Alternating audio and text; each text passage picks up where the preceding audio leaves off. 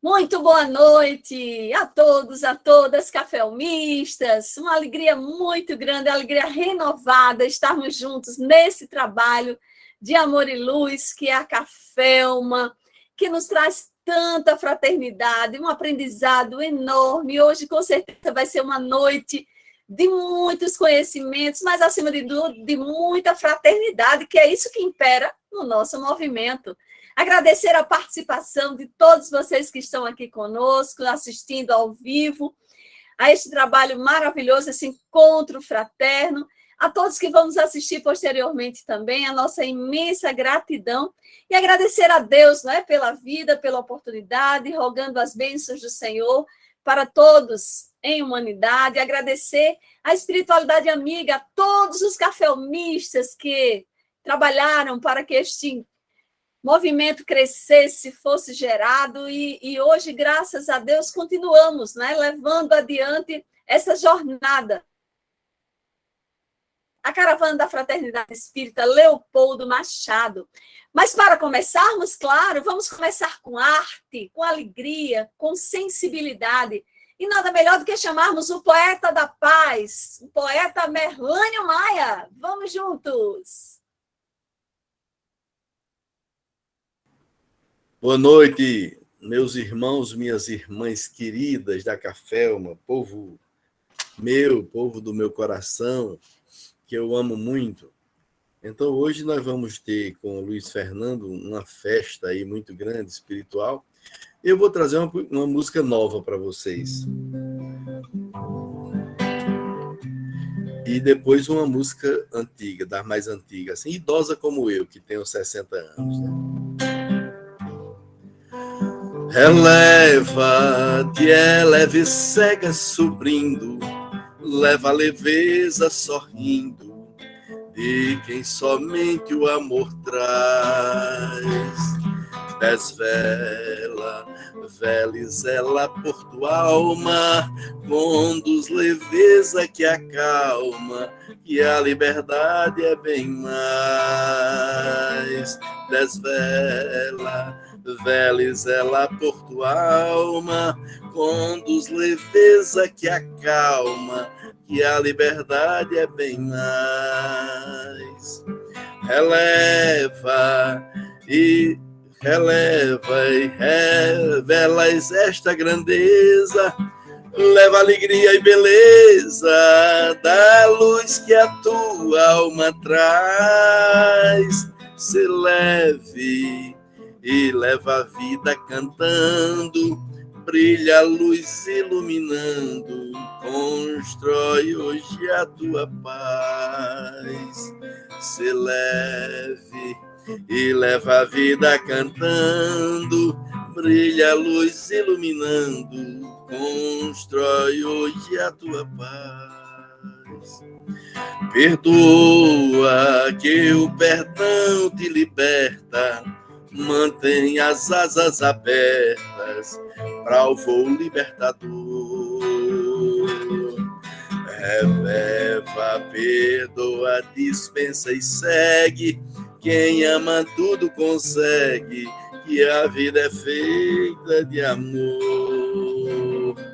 Releva, perdoa, dispensa e segue, quem ama tudo consegue, que a vida é feita de amor.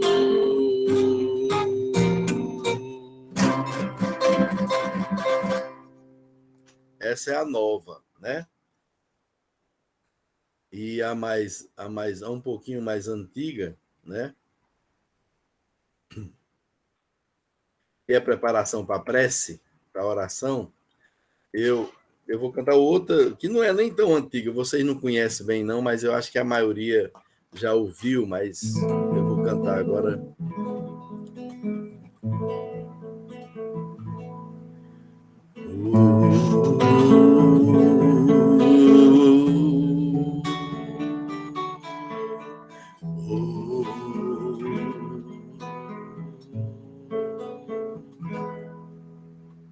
Maria, excelso amor, Maria, divina luz,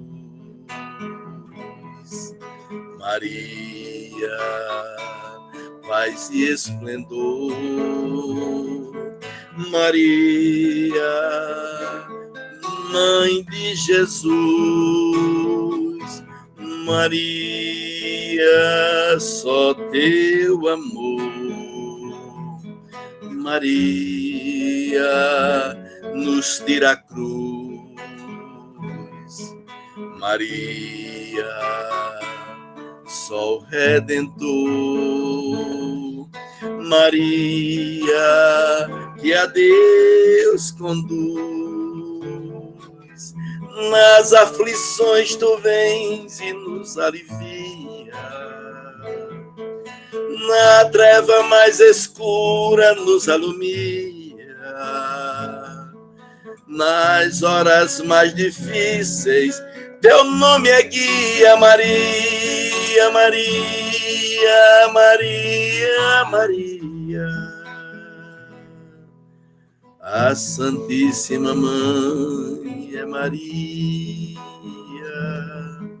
cheia de graças e amor é Maria,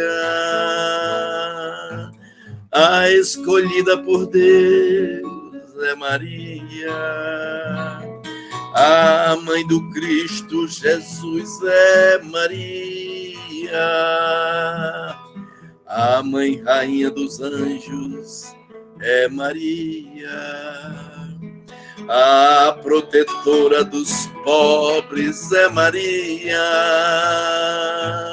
ante a dor e o sofrimento vem Maria, quem vem nos trazer alento é Maria.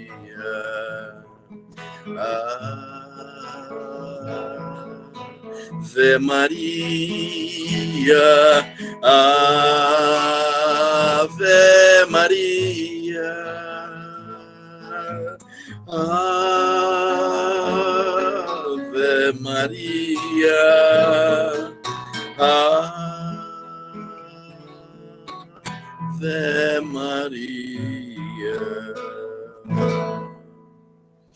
Deus seja louvado. Deus seja louvado. Gratidão imensa ao poeta Merlânio Maia por essa parte de arte. Muito nos emociona a mensagem de Maria de Nazaré. E agora, nós vamos fazer a nossa prece de início, porque hoje nós vamos ter uma palestra abençoada, com muitas informações. Não é tão bom termos o querido amigo e irmão convidado, Luiz Fernando Lopes de Pernambuco, vai nos trazer sobre os conflitos sociais e políticos, uma leitura espírita, é um tema bastante atual para os momentos que estamos vivendo e na ótica espírita. Mas vamos fazer a prece agora com o nosso irmão querido João Ramos, da Bahia. Com você, meu querido irmão. Então, boa noite a todos. Vamos agora nos reunir em pensamento para pedir à Mãe de Jesus por toda a terra, pelos dirigentes do mundo, para que eles possam ter um olhar de carinho, um olhar de amor para toda a humanidade, para todos os povos da terra. E que a Mãe de Jesus também possa envolver nosso amigo Luiz Fernando, que ele possa trazer um pouco mais dos ensinamentos do Mestre Jesus. Vamos fazer uma oração pela paz do mundo. Ave Maria, cheia de graça, o Senhor é convosco, bendita sois vós entre as mulheres, bendito é o fruto do vosso ventre, Jesus. Santa Maria, Mãe de Jesus, rogai por nós, pecadores, agora e na hora de nossa morte. Amém. Salve, Rainha, Mãe de misericórdia, vida, doçura e esperança nossa, salve. A vós bradamos, os degredados filhos de Eva, e a vós suspiramos, gemendo e chorando neste vale de lágrimas. E depois de rogar a nossa, erguei vossos olhos misericordiosos, e a nós envolvei, depois deste desterro, mostrar Jesus, bendito o fruto, ó clemente, ó piedosa, ó doce sempre Virgem Maria, rogai por nós, Santa Mãe de Jesus, para que sejamos dignos das promessas do Cristo. Se conosco, Mãe Santíssima, envolve com a tua luz, com o teu manto, toda a terra, todos os povos, em teu nome de Jesus. Que assim seja. Amém. Que assim seja, graças Obrigado. a Deus. Obrigada, meu querido irmão João. E agora o momento da saudação, onde a gente abre o coração e abraça cada caravaneiro de cada estado. Vamos ter a representação de todos eles. Pedimos agora a nossa querida irmã Renilda, trazendo o abraço das Alagoas. Olá, meus amigos. Mais uma vez, nós estamos aqui felizes, não é? Por esse encontro, por estarmos longe e tão pertinho, nos vendo, sorrindo, não é? E Alagoas está sempre assim, com as asas abertas, esperando todo mundo, dando boas-vindas, dizendo a todos que nós somos felizes por formarmos esta parte forte que é o Nordeste, não é? Cada vez mais fortalecidos pelo amor de Deus. Muito embora, aqui em Alagoas, nós não estamos mais perguntando como vamos, estamos perguntando onde é que dói, porque é dengue, é chikungunya, é tudo está nos adoecendo, mas estamos felizes com toda a dor, a alegria do alagoano não para. Então, para vocês, as bênçãos divinas, as bênçãos de Jesus, e que nos acompanhem durante toda essa reunião, ao nosso querido Luiz Fernando, que ele seja, como ele sempre é, maravilhoso para com todos nós. Um beijo no coração de cada um. Gratidão, querida, mas o bom de tudo isso é que as dores nos elevam e a gente tem a maior cura, que é o Evangelho de Nosso Senhor Jesus Cristo, que sara e cura a alma. Vamos juntos. Passando a palavra agora para Liliane, que vai trazer um abraço fraternal de Pernambuco. Liliane Cabral. Olá, pessoal. Boa noite, café-mistas queridos do meu coração e da minha alma. Muita honra estar aqui para representar meu estado e dizer a vocês que nós estamos super, hiper, mega ansiosos para que chegue a próxima presencial, porque a tecnologia nos dá a possibilidade mesmo de sentir, parece que está sentindo o perfume de vocês, de todos nós juntos, unidos, com tanta disposição, com tanto amor, com tanto carinho e com tanta saudade física. Mas é temporário, né? Vamos ouvir aquela lição que tudo passa. Daqui a pouco estaremos aí todos juntos reunidos e vai ser aqui no meu estado. Então, Pernambuco está abraçando, como disse nosso irmão, todo mundo, apesar dos problemas, apesar dos deslizamentos, apesar das questões de natureza que nós já conhecemos, nós vamos chegar, nós vamos estar juntos. E o meu estado abraça todos vocês, meus irmãos, com todo o carinho possível. E eu estou assim ansiosa, como eu estava dizendo no começo, que vai ser a minha primeira café. Mas vocês se preparem que eu vou dar beijo e abraço em cada um. Vou ficar assim, analista, para ver se consigo abraçar tudinho, que é comigo mesmo, viu? Eu sou de abraçar, eu sou de beijar e eu sou de desejar. Muita paz, muito amor, muito carinho para todos nós café-mistas e que o nosso querido Luiz Fernando, como sempre, traga muito conhecimento para nós com esse jeitinho todo especial e particular dele. Muita paz, boa noite. Vamos começar a nossa reunião. Vamos para lá. Ok? Gratidão, querida Liliane. Recebemos esse abraço carinhoso e devolvemos, retribuímos com muito amor.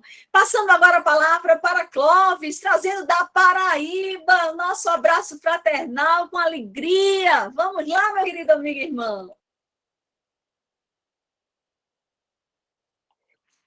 Bom, meus amigos e irmãos, como eu me dirijo a todos através do nosso programa de rádio, da Rádio Web Rádio EDAC, toda quarta-feira às 18h30. Meus amigos e irmãos, estamos iniciando mais uma reunião da Cafelma.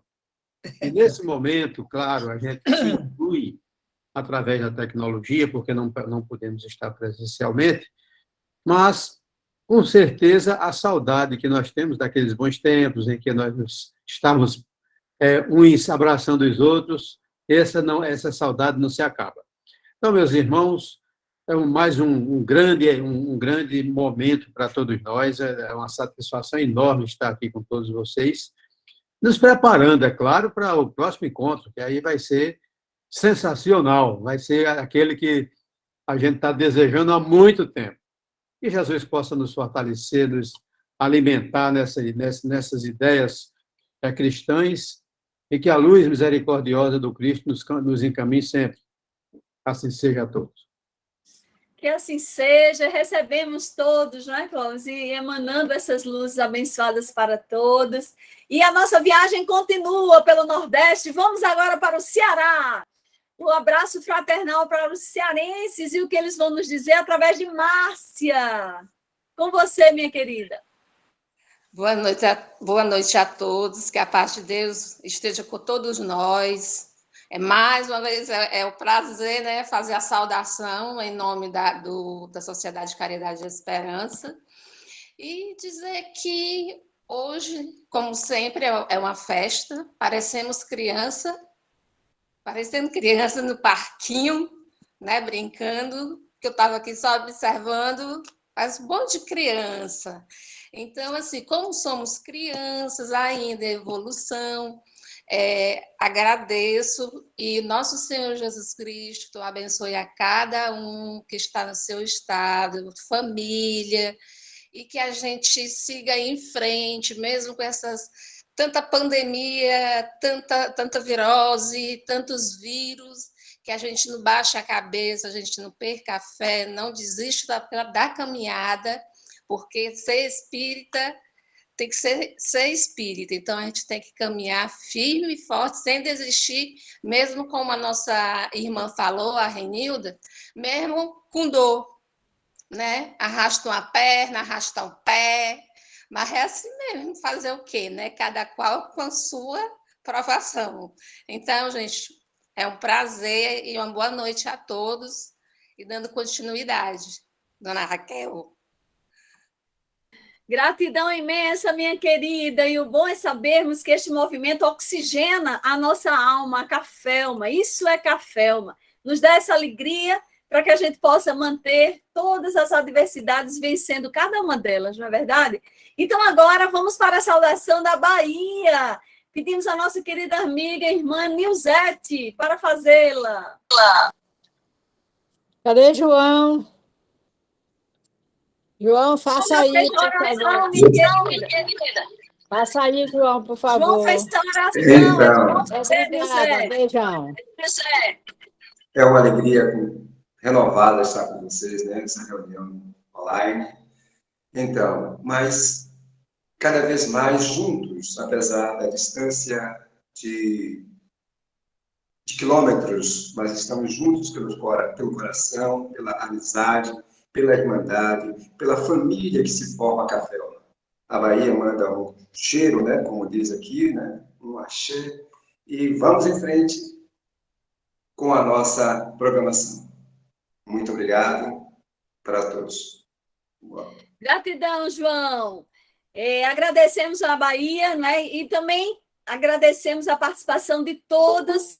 E recebam todos também um abraço muito fraternal dos que fazem o Rio Grande do Norte e Sergipe, né, que não puderam comparecer, mas que abraçam a todos nós e que nos desejam também muita paz e muita luz. E neste momento agora é a hora da nossa palestra. É um momento de aprendizado, vamos vibrar com muito amor, com muita luz, rogando as bênçãos do Mestre Jesus em favor do nosso querido irmão Luiz Fernando, ele que é um cafelmista, mas acima de tudo que ele é um grande estudioso da doutrina, escritor, palestrante, né? Tem livros publicados, inclusive, e tem muito conhecimento sobre a doutrina espírita. E é com ele agora que nós passamos a palavra. É com você, meu querido irmão, já agradecendo antecipadamente a sua participação, e a Cafelma te abraça e deseja muita boa inspiração, muita luz e paz. Eu que agradeço mais uma vez pela oportunidade de dialogarmos sobre um tema que é um tema complexo, é um tema espinhoso, e a gente precisa de bastante serenidade para tratar desse tema. Eu vou aqui projetar alguns slides, mania de professor, né? Mas acho que algumas imagens aqui, viu? Opa.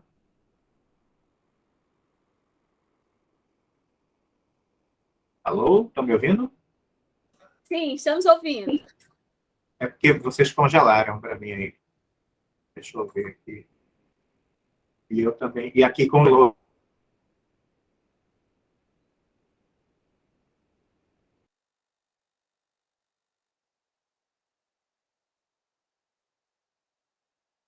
Agora o freio chegou nele.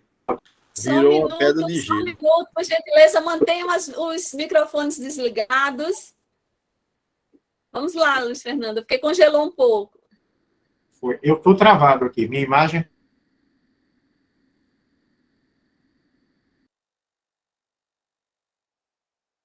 Bem, aproveitar enquanto o Luiz Fernando volta, dar as boas-vindas a todos que chegaram agora, né? Sejam todos muito bem-vindos. Nós já iniciamos o nosso trabalho e hoje nós vamos ter a palestra do nosso querido irmão Luiz Fernando com o tema, né? Conflitos sociais e políticos, uma leitura espírita. Acho que a internet dele deu problema, mas a gente aguarda mais um minuto aqui. Dá as boas-vindas aí a Simone, que chegou agora, a Margarida, Maria José, muitas bênçãos. E vamos lá, né, Luiz Fernando, com essa temática abençoada para que a gente possa aprender. O tema é tão complexo que até o vídeo trava. Vamos ver aqui se eu consigo projetar. Acho que sim.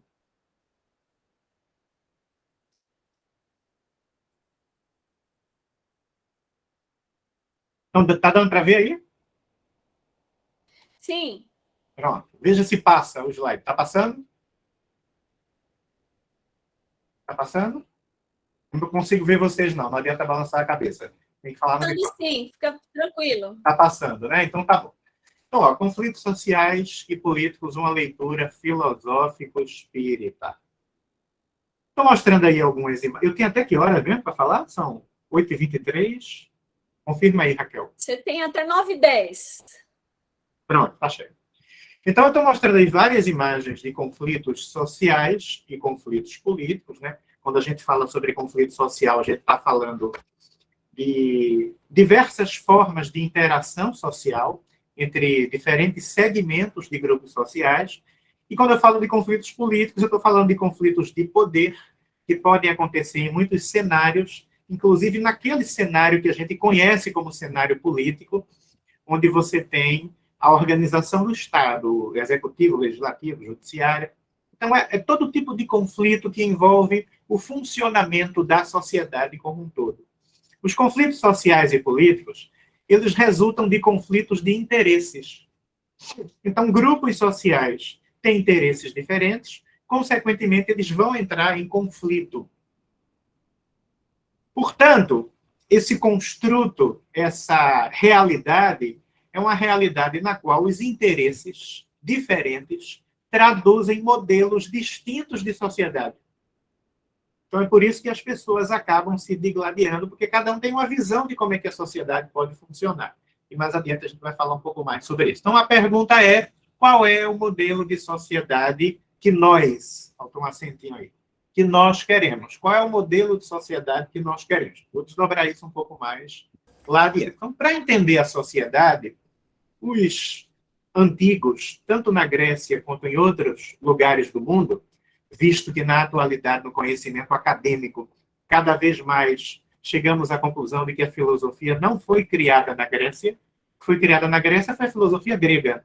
Existia a filosofia hindu, a filosofia egípcia, a filosofia africana como um todo. A filosofia, ela é pluriversal. Ela foi criada em vários lugares do mundo que diz respeito a um modo de acessar a sabedoria para entender a realidade. Então, os antigos, lá na Grécia e em outros lugares, criaram a filosofia. Séculos depois, aquilo que a gente conhece como filosofia rendeu frutos. Teve filhos, filhas, que são as ciências humanas. Aí, quando a gente junta filosofia com ciências humanas, dá esse nome aí, que é usado academicamente. Fulano de tal vai para a faculdade fazer um curso na área de humanidades. na área de filosofia, na área de ciências humanas. Aí tem algumas publicações que utilizam essa expressão, que talvez aqui alguns não conheçam, né? Humanidades e Ciências Naturais, Humanidades e Ciências Sociais, o ensino de humanidades nas escolas, filosofia e ciências humanas. Por que eu estou mostrando isso? Porque o tema de conflitos políticos e conflitos sociais exige um determinado conhecimento para dialogar com o conhecimento espírita. Se eu fosse falar sobre depressão na visão espírita, eu me utilizaria de conhecimentos da psiquiatria, da neurociência, da psicologia, para entrelaçar, para dialogar com o espiritismo. Se eu fosse falar sobre educação, eu me utilizaria de conhecimentos de psicologia, de pedagogia, para dialogar com o espiritismo. Se eu fosse falar sobre processamento reencarnatório, eu me utilizaria de conhecimentos de biologia, de embriologia, para dialogar com o espiritismo. Então, o que eu estou fazendo aqui não é nada que qualquer pessoa que falasse sobre qualquer tema também não tivesse que fazer. Entrelaçar conhecimentos acadêmicos específicos com a doutrina espírita. Então, as ciências sociais e humanas estudam as questões humanas e sociais, e a partir desse estudo, e esse estudo é feito pautado em métodos e em conceitos científicos. Eu estou mostrando uma imagem aí que revela aquilo que nós já conhecemos, que é a questão das desigualdades sociais, que é o grande problema de um país como o Brasil. Tão curioso, outro dia Caetano Veloso dizia num programa de televisão, tem gente que vive pregando que o grande problema do Brasil é a corrupção, mas não é não. São as desigualdades sociais. Ele tem razão, apesar de não ser da área de humanidades, cientista, filósofo propriamente. As desigualdades sociais são um grande problema do Brasil, porque corrupção tem em vários lugares do mundo. E isso precisa ser administrado, evidentemente. Também é um problema. Portanto, a divisão geral das ciências humanas e sociais é essa aí. Ó. Antropologia, que estuda o homem e a cultura. Sociologia, a organização da sociedade como um todo. E a ciência política. E o nosso tema é sobre conflitos sociais e políticos. Olha do que trata. Aí, uns livrinhos de introdução à ciência política, para a gente ver que é uma das áreas, volto a repetir, básicas das ciências sociais ou humanas, né? A ciência política. A ciência política estuda esse fenômeno aí, o fenômeno do poder. A criação de poder, o exercício de poder, a disputa pelo poder, os jogos de poder. Então, as relações sociais obrigatoriamente criam relações de poder. Em todo lugar que a gente imaginar, desde dos conflitos de poder na relação conjugal, todo mundo que é casado sabe disso, até os conflitos de poder no centro espírita, no bairro, na escola, no ambiente de trabalho, os conflitos de poder no macrosistema social. Então, onde tem relações sociais, a gente tem jogos de poder, porque a gente tem relações de poder. Né? Então, o que é que acontece?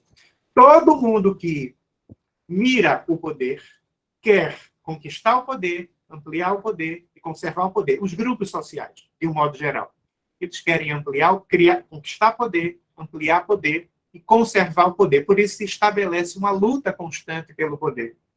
E a população em geral, eu, você, todo mundo que faz parte da população, mesmo que não queira, acaba entrando nesse fluxo de disputa de poder, porque nós fazemos parte de grupos sociais, muitos grupos sociais diferentes. E também fazemos parte, por exemplo, de uma comunidade espírita no Brasil. É um grupo social também.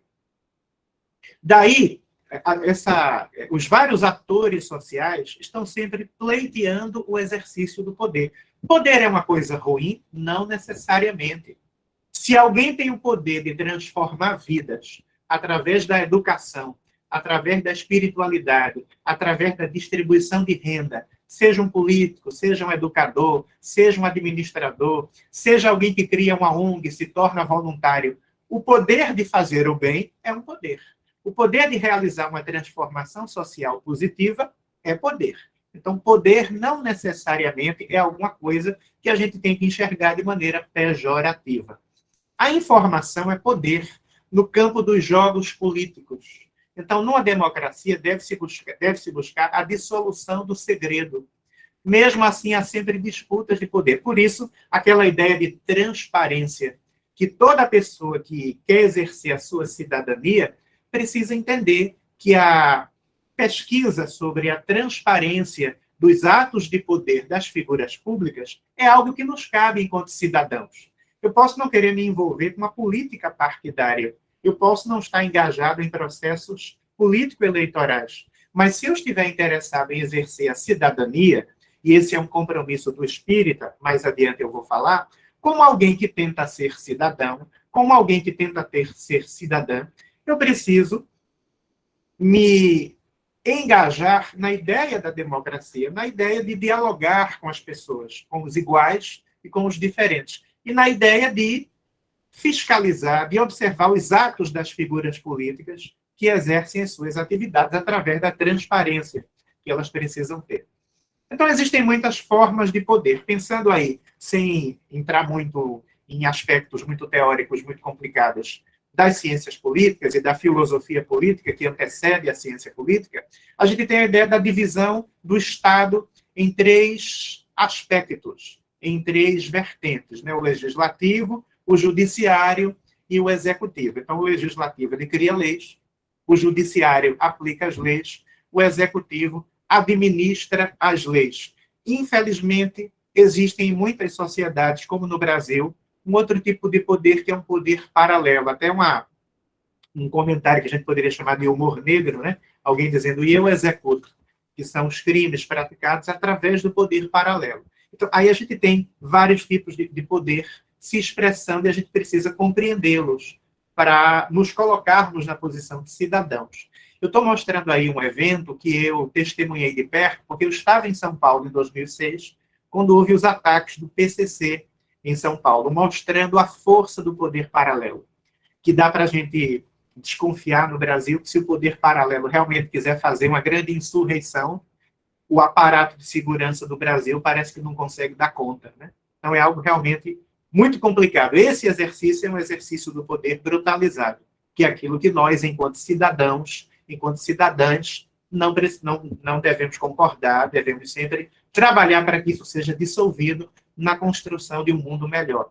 Portanto, né, o poder é algo que é objeto da ciência política para investigar quem exerce o poder, quais são as questões em torno do poder, o quanto que a população é atingida no exercício do poder.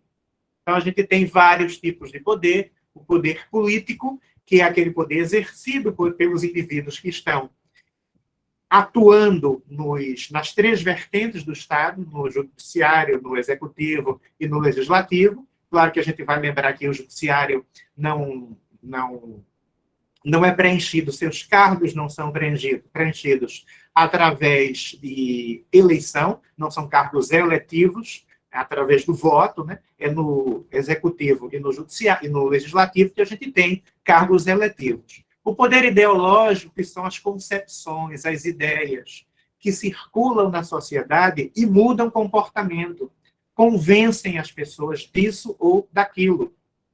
Portanto, o poder ideológico é um poder muito poderoso, porque ele consegue realmente realizar o trabalho de persuasão. O poder social, o poder dos grupos sociais, o poder militar e o poder econômico. Tem aqui um outro gráfico que vai mostrando o poder dos poderes, a intensidade de poder dos poderes. Não deveria ser assim. Um pouquinho aqui estranho, né? Deixa eu só ver de formatação aqui. Não deveria ser assim, mas infelizmente a gente constata, estudando ciências humanas, que o poder econômico é aquele que é o mais intenso. E ele consegue manipular o poder ideológico através dos meios de comunicação de massa. Ele contrata o poder ideológico, a imprensa e os meios de comunicação de massa, para introjetar na mente das pessoas aquilo que interessa a ele. E esse poder ideológico, junto com o poder econômico, exerce pressão sobre o poder político. Veja, uma figura política que foi eleita vive da sua imagem pública. A pressão que é exercida sobre ele, através dos interesses do poder econômico, que são contratantes do poder ideológico, para atingir as figuras públicas, é uma pressão muito grande. Não deveria ser assim, deveria ser o poder político como um poder que funciona a partir do interesse do povo, através da votação, democraticamente, é que deveria representar os interesses da sociedade, o poder político. e aí dialogar com os outros tipos de poderes. Mas, infelizmente, o dinheiro é o que manda mais do que tudo. E aí o nosso poder pessoal fica espremido a partir dessa cadeia de poderes anteriormente estabelecida.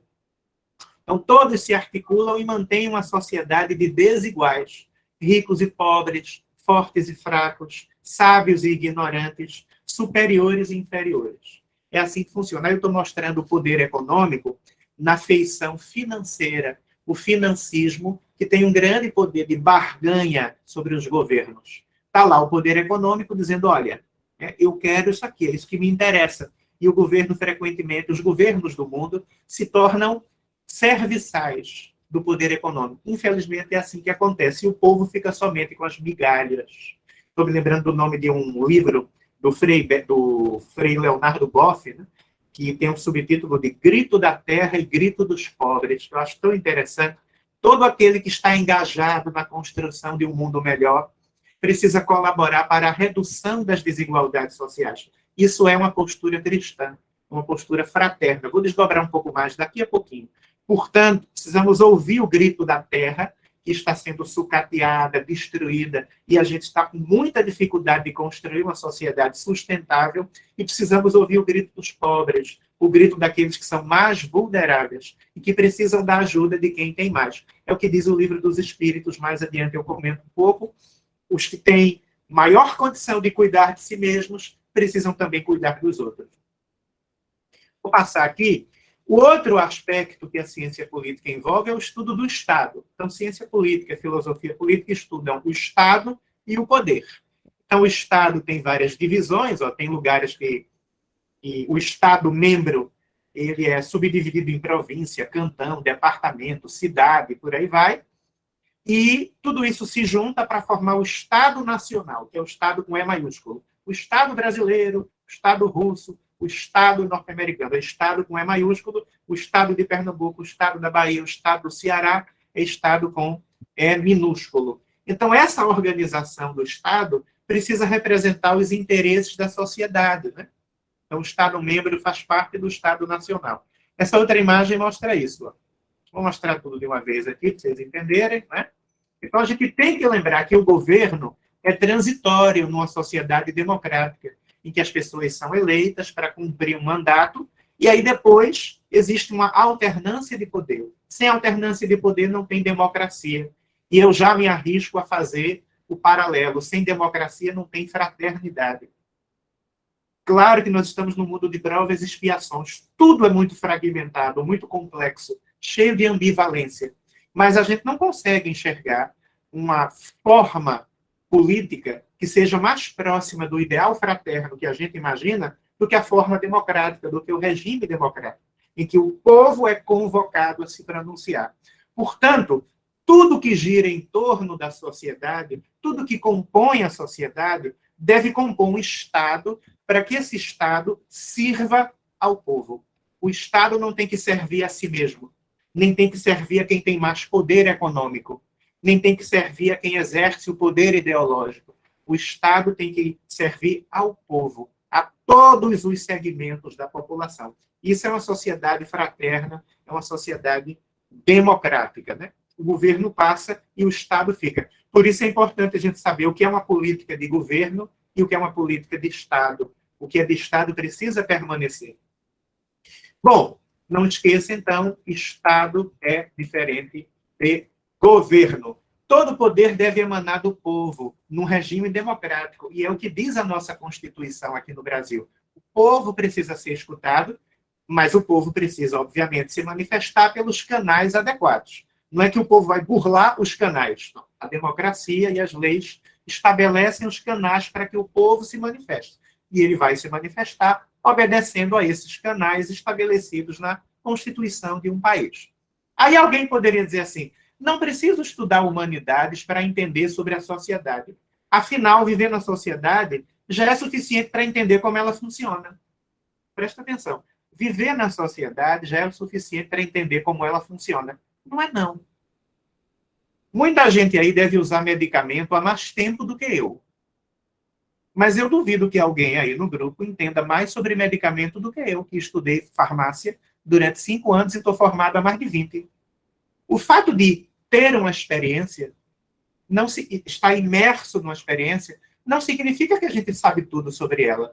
Todos os mecanismos que estão por trás das aparências dos fenômenos que a gente vivencia.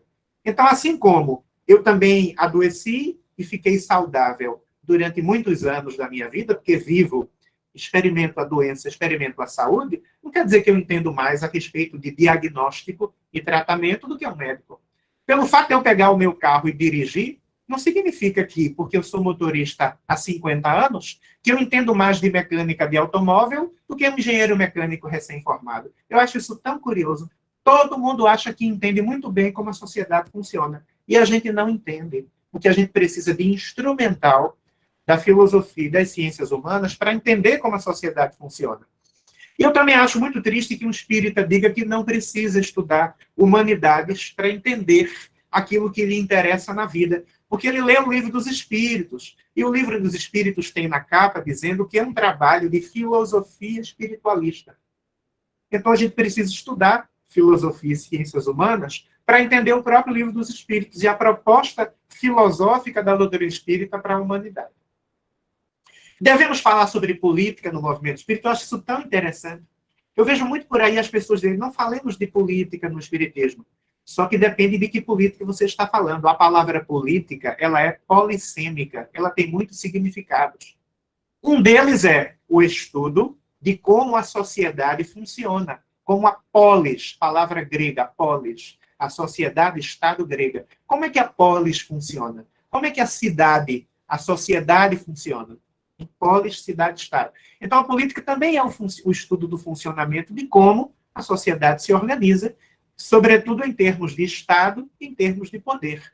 Isso nos interessa, sim. Veja que, se a gente até pensar, o espírita deve participar politicamente da vida pública, ativamente, melhor dizer, da vida pública, tem várias figuras aí espíritas que se tornaram boas figuras públicas, se tornaram bons políticos. Mas pode ser que eu ou você não queiramos atuar diretamente na vida política. Mas nós precisamos saber sobre a política para nos posicionarmos enquanto espíritas genuínos. Porque o próprio Allan Kardec falou que o último objetivo da doutrina espírita, o ponto culminante da doutrina, era a transformação social. Isso é importante para a gente pensar. Aí tem uma referência bibliográfica interessante, com vários autores, gente que é espírita, mas que também está na academia, está na universidade, e consegue fazer esse entrelaçamento para que a gente possa, através das humanidades, compreender os aspectos da doutrina espírita que tratam desses assuntos. Espiritismo, sociedade e política, projetos de transformação da Dora Encontre, amiga de Merlânio e Raquel, e Sérgio Maurício. Devemos falar, então, sobre política? Então, se você acha que não devemos falar sobre política, você nunca leu a terceira parte do Livro dos Espíritos. Está lá as leis morais. E nessas leis morais, a gente tem aqui, a lei de sociedade, a lei de igualdade, a lei de liberdade, a lei de justiça, amor e caridade. E note uma coisa interessante. Justiça vem primeiro, porque sem justiça a gente não consegue instalar uma sociedade amorosa e caritativa, na 10ª lei das leis morais do Livro dos Espíritos. Então, a gente precisa ter uma sociedade em que todos tenham direito a estudar, a se desenvolver. A gente precisa de uma sociedade em que não haja tantas desigualdades sociais. Qual é o projeto espírita de sociedade? Pensando nas leis morais. É uma sociedade justa, fraterna e igualitária. Mas você se refere à igualdade absoluta? Igualdade absoluta não é possível no mundo de provas e expiações. Mas é possível que a gente reduza as desigualdades sociais e que, pelo menos, as pessoas tenham igualdade de direitos. Igualdade de direitos para o seu desenvolvimento individual e para que o coletivo consiga construir algo chamado felicidade social.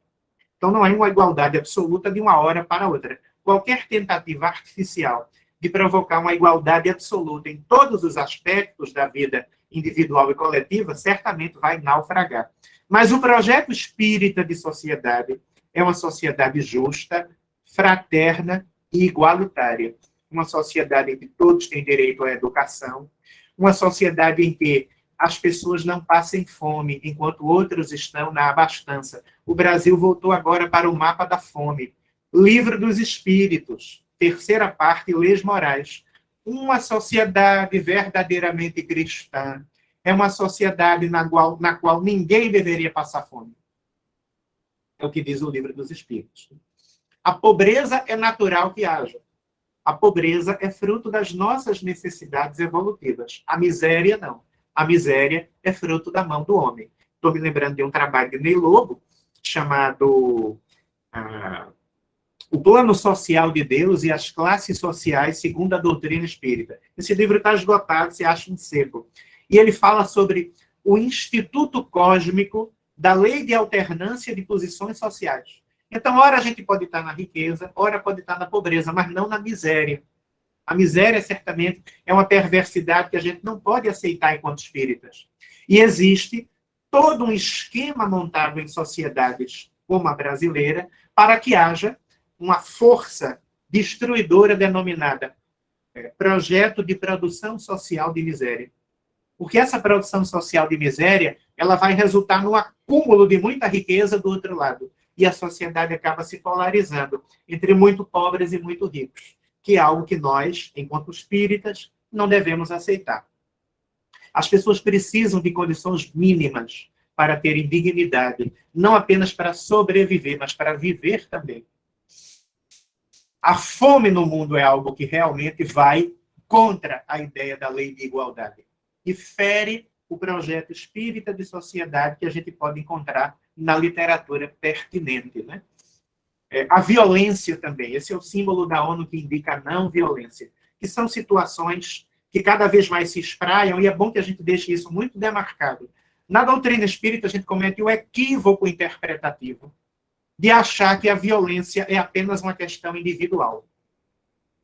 Circula esse pensamento. A violência é porque o indivíduo é um espírito que traz do passado suas questões, aquilo explode, entra em erupção como um verdadeiro vulcão psíquico e o indivíduo pratica violência. Ele também traz coisas do passado, mas a violência também é um fenômeno social. Ela não é só uma patologia da alma. A doença é uma patologia coletiva. A violência é uma patologia coletiva.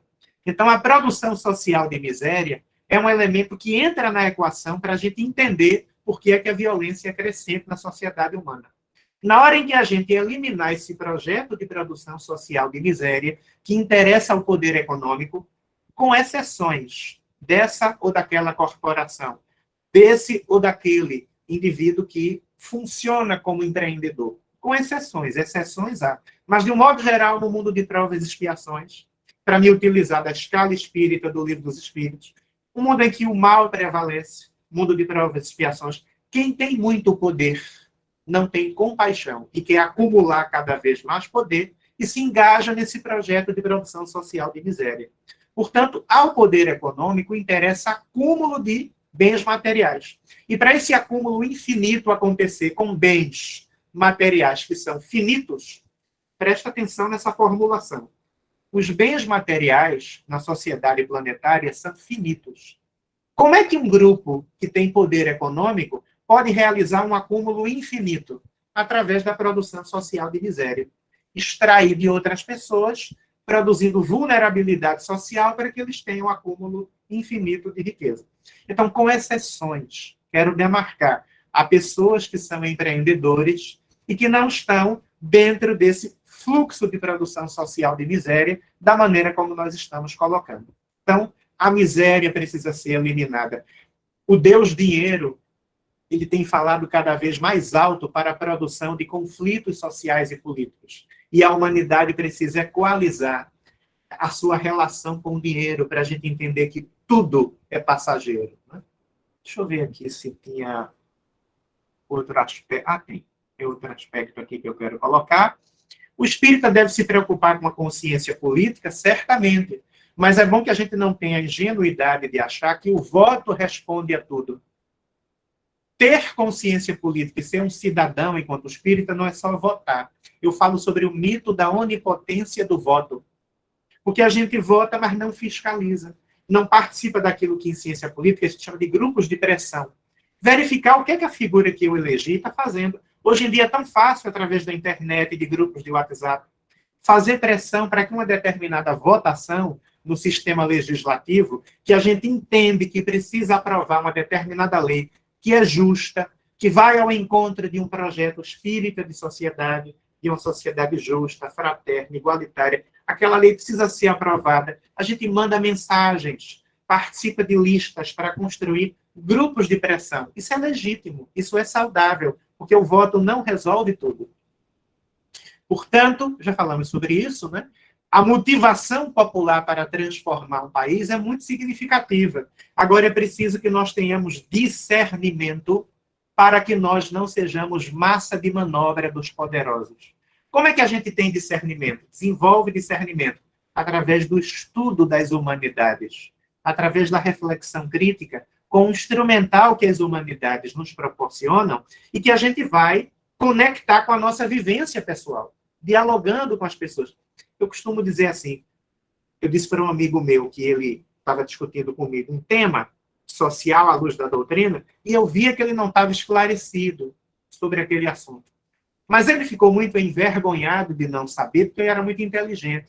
Aí eu disse para ele, olha, eu sei que você é inteligente, mas você não sabe tudo, como eu também não sei. Não se envergonhe de não saber ciências humanas. Eu não me envergonho de não saber engenharia. Eu não me envergonho de não saber cosmologia. Eu não me envergonho de não saber economia. Eu não me envergonho de não saber tantas outras coisas que outras pessoas sabem. A gente não pode ter vergonha de desconhecer uma determinada área do conhecimento. A gente precisa entrar em contato com ela. Então, eu mostrei para ele alguns aspectos que ele não havia entendido, para que a opinião dele fosse, no mínimo, uma opinião esclarecida. Para que a gente não faça, como diz um autor francês chamado Jean Cocteau. Ele diz assim, frequentemente a juventude é usada como bucha de canhão. Essa expressão é muito conhecida. Muitas pessoas aqui que têm mais cabelo branco do que eu devem conhecer, né? Bucha de canhão. Pega a bucha, limpa o canhão para disparar bala contra os outros. Então, uma população que não tem esclarecimento através do estudo das humanidades vira bucha de canhão na mão dos poderosos. Então, é bom que a gente saiba aquilo que a gente apoia. A gente precisa ter uma outra visão, que é a visão de espiritualidade. Todo poder é temporal e é temporário. E aquelas figuras públicas que não entendem que devem ser servidoras do povo e não se servirem do povo, vão se encontrar com a sua própria consciência. E nós, enquanto espíritas e enquanto cidadãos, não podemos querer forçar as coisas para que as coisas aconteçam do jeito que a gente acha que deve acontecer. Vou desdobrar um pouco mais esse assunto. Então, é necessário ter uma perspectiva transpessoal, uma perspectiva pluriexistencial, reencarnatória, para que a gente entenda os movimentos da história, da cultura e da sociedade através de uma visão mais ampla. Grupos sociais que estão se digladiando hoje provavelmente devem ter se digladiado no passado. Integrantes de certos grupos sociais podem ter se digladiado no passado. Isso tudo vai se transformar e a gente vai ver a nossa mesquinhez, a nossa pequenez, em que a gente se apegou a poderes temporais e temporários e deixou aquilo que era mais essencial, que era a construção de uma sociedade justa, fraterna e igualitária para trás. Deixou em posição secundária. Então, a gente precisa dialogar. Nós, espíritas, não podemos perder a capacidade de diálogo. Para que nós tenhamos trocas e aprendizados que sejam pacíficos. O mundo não está sem direção. Não tenhamos tanta pressa para fazer com que a nossa ideologia política prevaleça nos grupos dos quais a gente faz parte. Porque o mundo não está sem direção. Jesus está cuidando. E ele inspira cada vez mais figuras no cenário político, e nós, que não estamos aí ocupando uma posição de destaque, a trabalhar para que este exercício cidadão possa construir uma sociedade justa, fraterna e igualitária. Eu vou tirar aqui essa apresentação agora para ir tecendo uns comentários finais aqui, que eu acho bastante interessantes. Vejamos bem. Eu falei muito rápido ou não? Me digam aí. Pode balançar a cabeça, que agora eu estou vendo. Falei muito rápido ou foi tranquilo? Foi tranquilo? Vejam só. Qual é o modelo de sociedade que o espírita deve apoiar? É uma sociedade justa, fraterna e igualitária. Acabei de falar que, infelizmente, o poder econômico acaba sendo o poder de maior intensidade que dá as cartas na vida social. Infelizmente, deveria ser o poder político a partir do interesse de vários segmentos da sociedade. Nenhum segmento da sociedade deveria ser silenciado, nem deveria ocupar uma posição subalterna. No regime democrático, que é o que mais se aproxima da ideia de fraternidade, todos os segmentos da sociedade deveriam se pronunciar.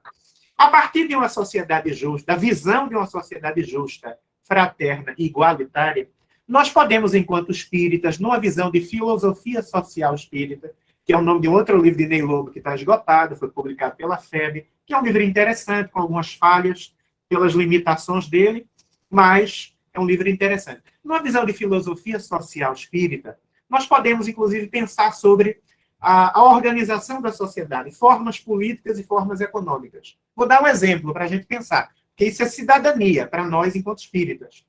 Existe uma forma política para a gestão do Estado e para a gestão da sociedade denominada neoliberalismo. O neoliberalismo é incompatível com o projeto espírita de sociedade. Por quê? Porque o neoliberalismo implica a redução do Estado tanto quanto possível e a construção de algo chamado Estado mínimo. Um Estado que é mínimo, ele não consegue financiar uma coisa muito importante para uma sociedade justa, fraterna e igualitária. Chama-se rede de proteção social. O que é rede de proteção social? É uma rede constituída por serviços de saúde, serviços de educação, serviços de previdência e de assistência social, que devem ser direcionados para todos os cidadãos, em especial para as camadas mais vulneráveis da sociedade. A nossa Constituição, meus amigos, é uma Constituição que tem muito do projeto espírita de sociedade, quando ela estabelece a obrigatoriedade de uma rede de proteção social.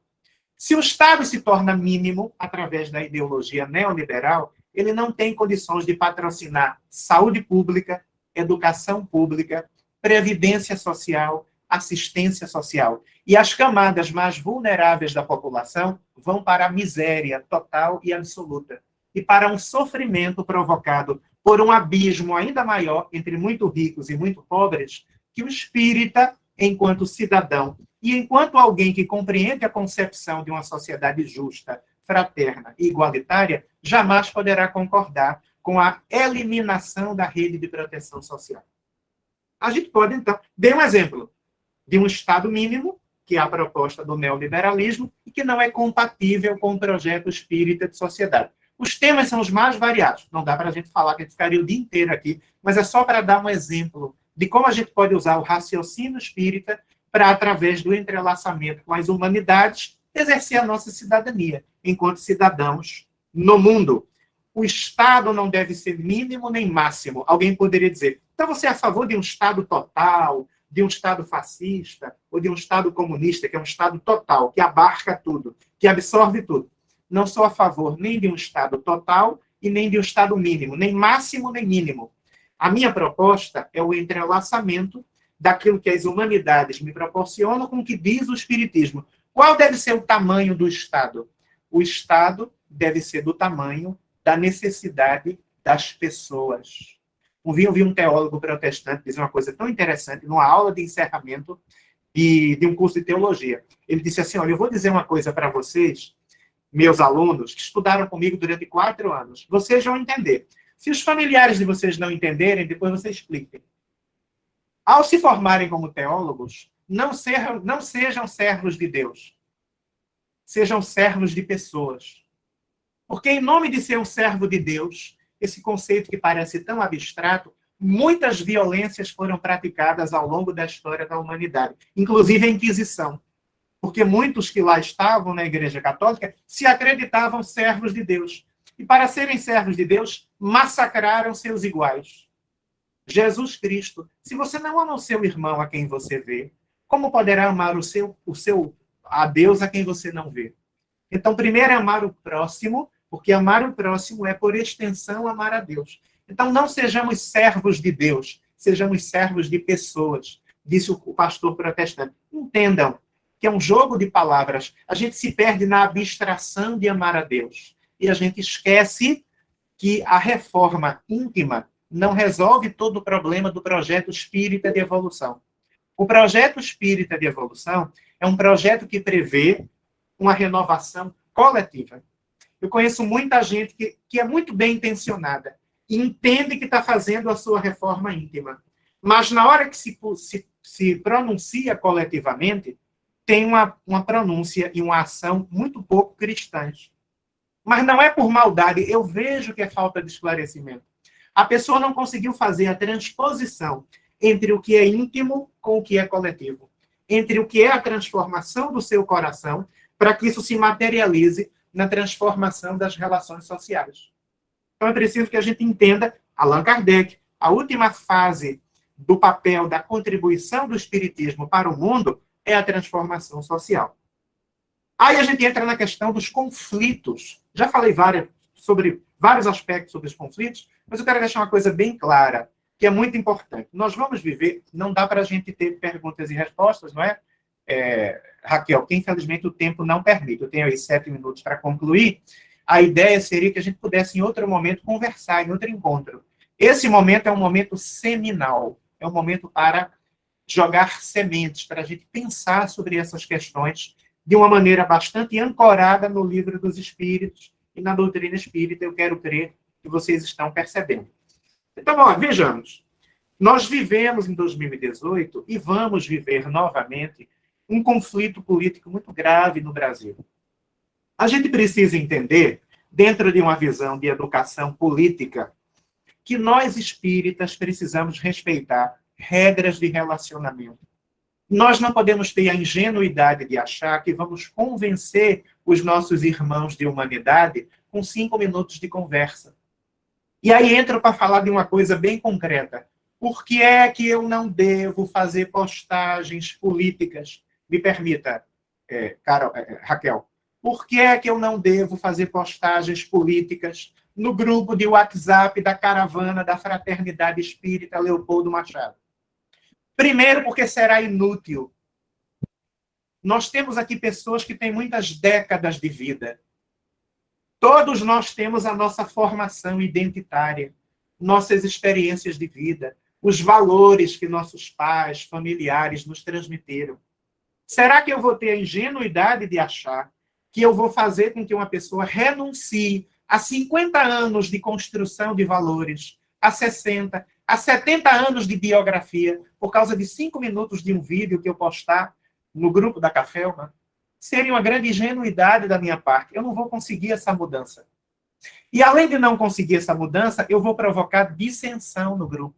Eu vou provocar brigas. Eu vou provocar confrontos absolutamente inúteis no grupo. Se este grupo decidir que quer fazer uma discussão clara e aberta sobre política partidária e política eleitoral, aí vale.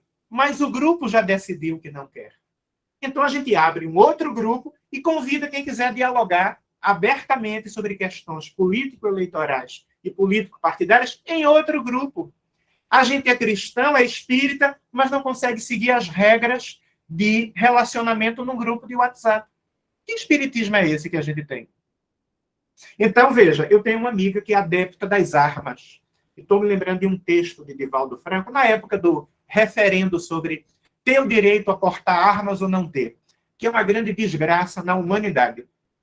A gente pode falar sobre isso abertamente. Os Estados Unidos são um excelente exemplo do que a disseminação das armas, a circulação indiscriminada de armas pode provocar. Infelizmente, o Brasil acabou indo nessa direção. Veja que eu não estou citando figuras do ambiente político partidário. Eu estou citando uma decisão que determinados grupos da sociedade brasileira acabaram tomando e tiveram espaço para isso. Disseminar armas. Lá na época do referendo, Divaldo declarou que a arma é um instrumento da covardia e quem a tem pretende usá-la.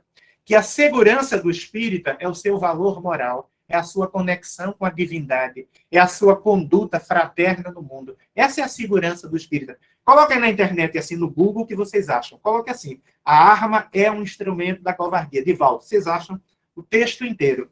Então, eu tenho uma amiga que é adepta das armas. Por que ela é adepta das armas? porque ela aprendeu com o pai dela. O pai dela é uma pessoa que tem esse traço de querer resolver tudo na bala. Ela me disse assim, com essas palavras. Então, veja, eu comecei a conversar com ela, vi que ela não estava esclarecida sobre vários aspectos sobre o funcionamento da sociedade. E tentei apresentar o melhor argumento, mas o melhor argumento não a convenceu, porque ser a favor das armas de uma maneira indiscriminada, totalmente livre, é algo que faz parte do elo, do laço afetivo que ela tinha com o pai dela. A arma simboliza o laço de amor que ela tem com o pai. Todos os argumentos que eu colocasse seriam um confronto estabelecido contra o laço de amor que ela tem com o pai, que é simbolizado na ideia da arma. Vocês acham que eu ia convencer alguém de querer amputar o laço de afeto que ela tem com o pai por causa de 5, 10, 15 minutos de conversa com os melhores argumentos possíveis? Então não tenhamos ingenuidade, meus irmãos. O jogo político é somente em parte o jogo de argumentos. Mas existem muitas outras coisas que são determinantes para que alguém tenha esta ou aquela posição e que nada tem a ver com o melhor argumento. Você fica o dia inteiro expondo o melhor argumento, mas a pessoa olha para trás e diz assim, mas é diferente do que eu aprendi. É diferente do que eu incorporei na minha alma a vida inteira. E ela não vai assimilar o seu melhor argumento. E você vai perder a amizade. Então, eu faço... Essa discussão toda que eu fiz é para a gente chegar a essa questão. Nós não podemos nos digladiar no interior da doutrina espírita por causa dessas questões. Também não tenhamos a ingenuidade de achar que uma escolha política não reverbera na nossa vida. Um amigo de Merlânio, muito querido, usou uma frase muito ingênua no evento aqui em Pernambuco, Merlânio. A gente fica se digladiando por causa de candidato A, B ou C, de partido A ou B ou C, pessoas que nem nos conhecem. Eles serem eleitos ou não, não vão fazer a menor diferença na nossa vida. Que ingenuidade. Muito pelo contrário. Fulano ser eleito, determinadas forças político-partidárias e políticos sociais terem o poder, vão fazer muita diferença na nossa vida. Você imagina, por exemplo, se grupos sociais que são a favor de acabar com a saúde pública forem hegemônicos nos próximos 20 anos. Vai fazer diferença na vida do pobre? Bastante. Imagina que grupos sociais que são a favor de eliminar a educação pública. Isso vai fazer diferença na vida das populações vulneráveis? Muita diferença. Então, o jogo político, a disputa política, não é que ela não seja importante. Não é que ela não faça diferença na vida de todos nós, como ingenuamente disse o amigo de Merlânio, que eu não vou dizer o nome, porque muita gente conhece. Mas é porque a gente tem que ter espaços adequados para isso.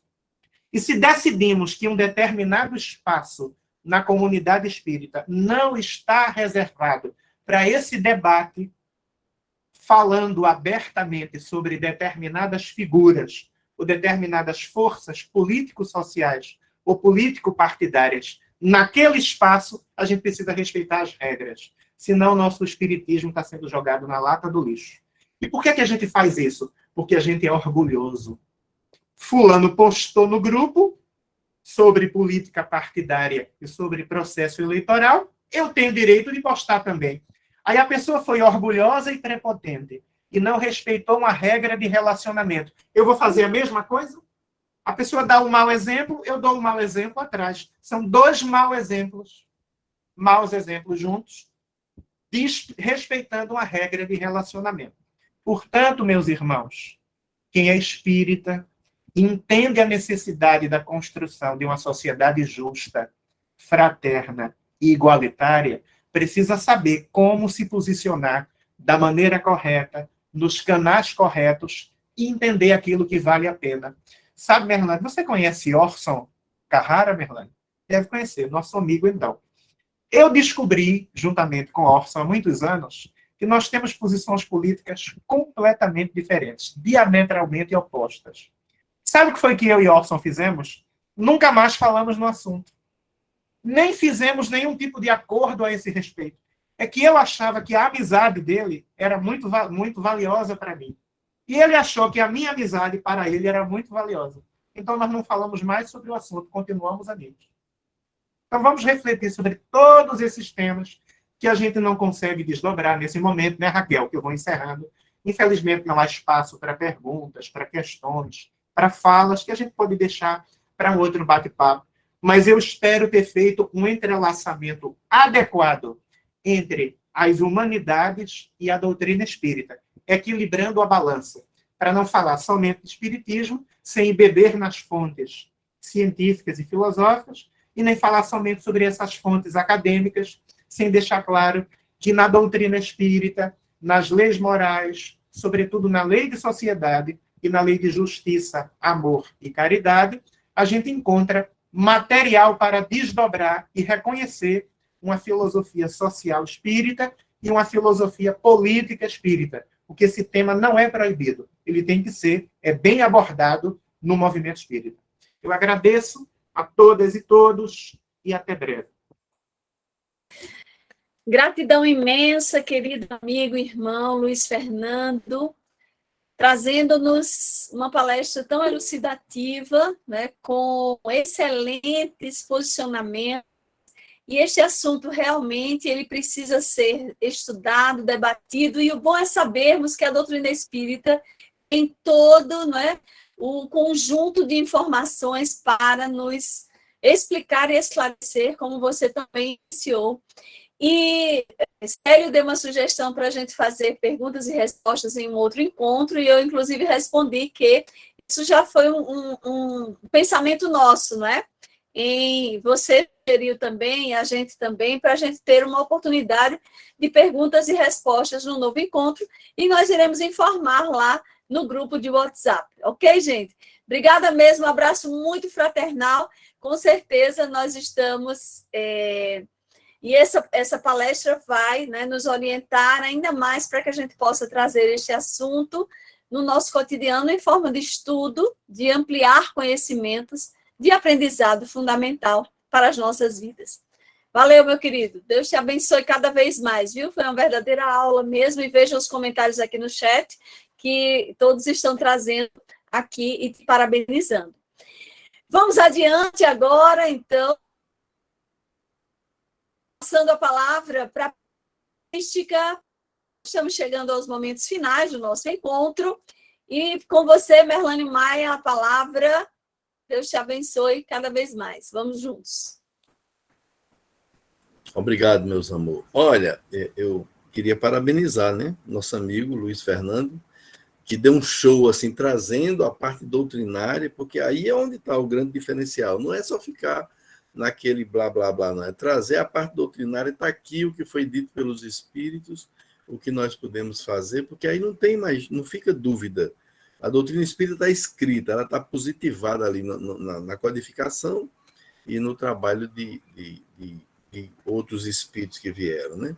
Parabéns, meu irmão, você foi maravilhoso. E aí eu queria trazer uma canção que vocês não conhecem, mas eu fui muito envolvido a partir de 99, ano 99, no trabalho da paz. Nós criamos uma ONG chamada Move Paz aqui em João Pessoa e fizemos um trabalho nos colégios. Eu fiz até um livrinho pequeno com 20 poemas de paz e fiz essa canção, e eu vou trazer para vocês essa canção, que é uma canção linda sobre a paz. A paz é o caminho.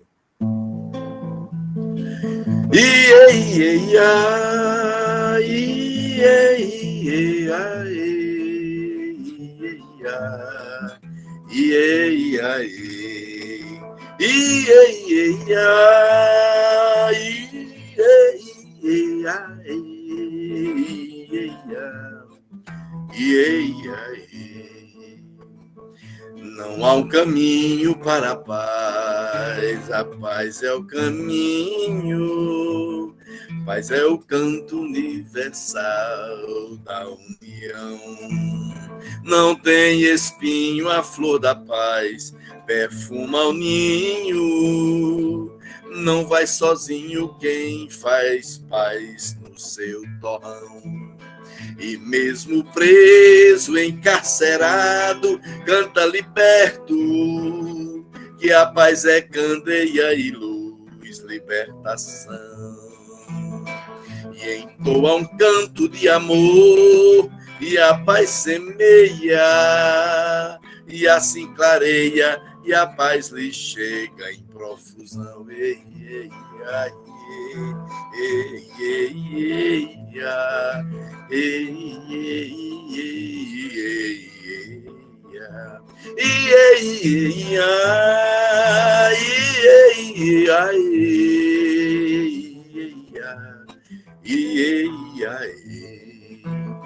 É tanta força que há na paz, canto divino, poder infindo de espiritualização, que vence a dor, porque o seu canto é um hino, adamantino é o tom da libertação. Homem, mulher e o ancião em sintonia, toda etnia, credo, sexo, cor, nação. A diferença enriquece e dá harmonia, para que um dia a paz nos chegue em profusão.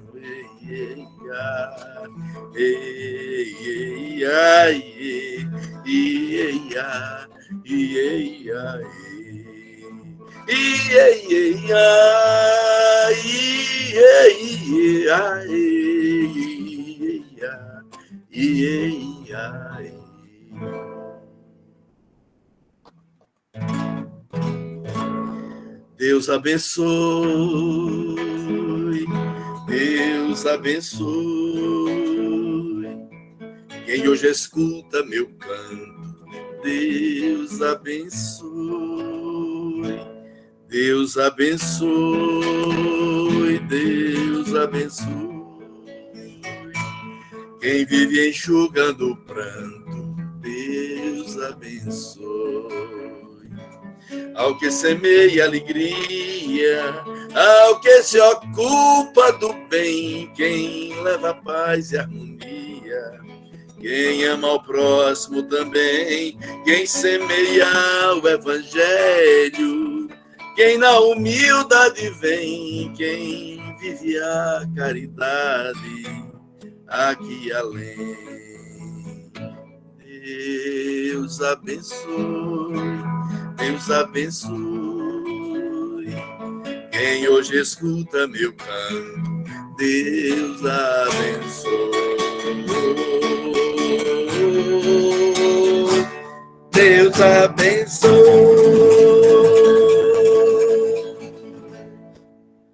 Um beijo no coração, amém. Luz, paz, axé para todo mundo, meus amores. Deus te abençoe, poeta Merlane Maia. Parabéns também, gratidão imensa por tudo, por esta parte artística. E hoje, que bom, não é? Esse grande aprendizado para todos nós. E neste momento queremos, né, os informes. No próximo mês nós teremos um novo encontro, no terceiro sábado, terceira sexta-feira, melhor dizendo, para que a gente se encontre aqui e viva.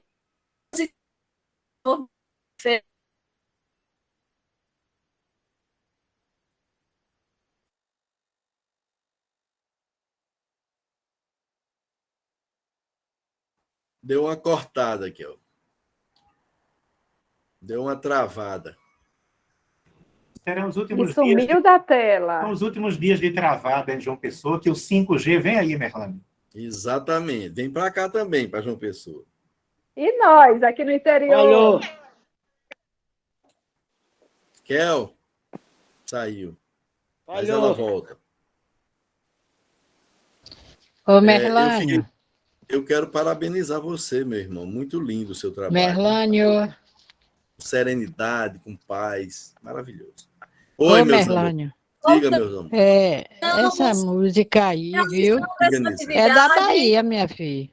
Aí essa musicalidade é baiana. E, olha, tinha um orixá do seu lado. Entendeu? O tempo todo que você estava cantando essa última aí, o orixá. Olha, eu fui lá para como é o nome daquela lagoa lá de Salvador? Rapaz, no dique do Tororó, lá naqueles orixás, pense, meu filho, vai fazer a investigação aí, que não é sua só não, viu? Tinha um orixá aí, eu não sei o nome do bichinho, mas estava aí junto de você. Beijão. E Luiz Fernando, Beijão, meu abraço apertado, viu? gratidão, querida. Voltamos, a tecnologia tem isso, não é? Nos traz, às vezes, alguns momentos, mas voltamos. Então, como falávamos, vamos orar uns pelos outros, vamos nos manter nesta vibração positiva por este movimento Cafelma e por todo o nosso orbe terrestre, e que possamos estudar ainda mais essa doutrina abençoada, doutrina de amor e luz, que é o Espiritismo, e que nos proporciona a oportunidade de estudarmos diversos assuntos como esse hoje, que tivemos uma excelente e brilhante explanação de Luiz Fernando, né, sobre esta temática, que nos fez, incentivou a estudarmos ainda mais e colocarmos o nosso posicionamento, o nosso dever de atuação neste planeta com as nossas responsabilidades.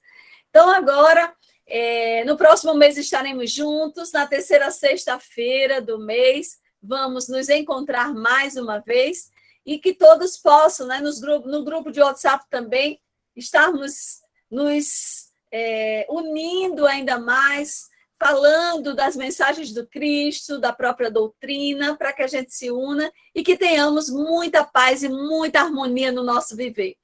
E vamos agora, então, ao encerramento, convidando a nossa querida irmã Deise, de Pernambuco, que vai fazer a nossa prece final, para encerrarmos o nosso momento do encontro virtual da Cafel.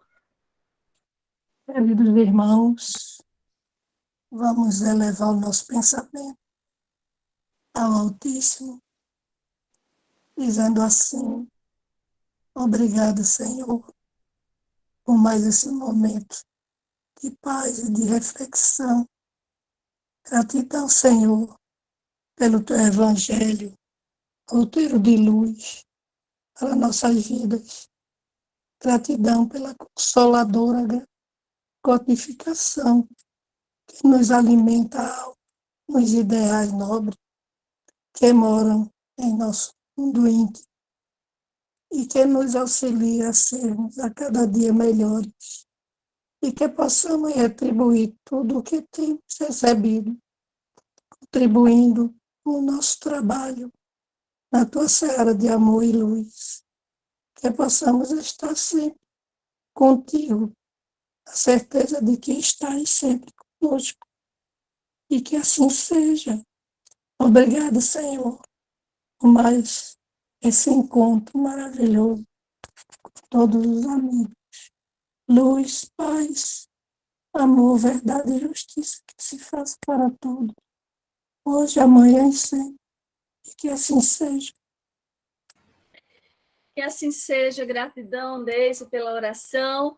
E assim, meus queridos irmãos, amigos, cafelmistas, encerramos este momento do nosso encontro, desejando a todos muita saúde e muita paz. Gratidão mais uma vez ao querido Luiz Fernando e a todos que nos assistiram, todos que vamos assistir posteriormente, e que a paz do Cristo permaneça no nosso coração, hoje e por todo sempre. Deus seja louvado. Você nem disse a data. Abraço a todos os